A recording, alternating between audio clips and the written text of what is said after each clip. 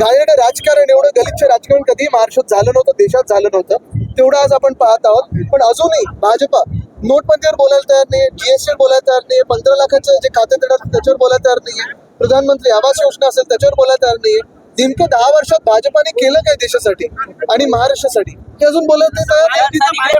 महायुतीत थोडं कन्फ्युजन आहे की ईडीतून द्यायचा, सीबीआयतून द्यायचा, आयटीतून द्यायचा की कोणाकडून द्यायचा. आदित्य साहेब, अमित शहा बांधणार होते त्या विषयी केंद्र सरकारने देखील परवानगी दिली आहे, मात्र उद्धव ठाकरेंनी त्याचा विरोध केला आहे.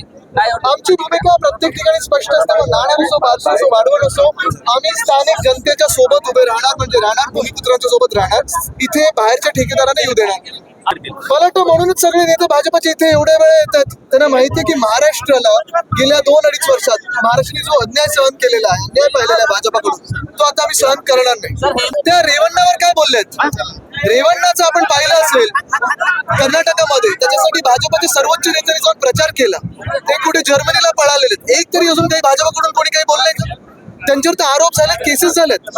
म्हणजे दुसऱ्यावर बोट टाकण्याच्या आधी ज्यांनी अनेक महिलांवर बलात्कार केलेला आहे त्याला पकडणं गरजेचं, त्याला तुम्ही तिकीट दिलेलं आहे, त्याच्यावर बोलणं गरजेचं. मला वाटतं हे इथे तिथे करण्याची गोष्ट करत आहेत. आज रेवण्णा असेल, आज ह्या मंत्रिमंडळात, महाराष्ट्राच्या मंत्रिमंडळात 2 असे मंत्री आहेत, एकावर बलात्काराचे आरोप झालेले आहेत, त्याला परत घेतलेले आहे, उद्धव साहेबांनी गेट आउट केलेलं.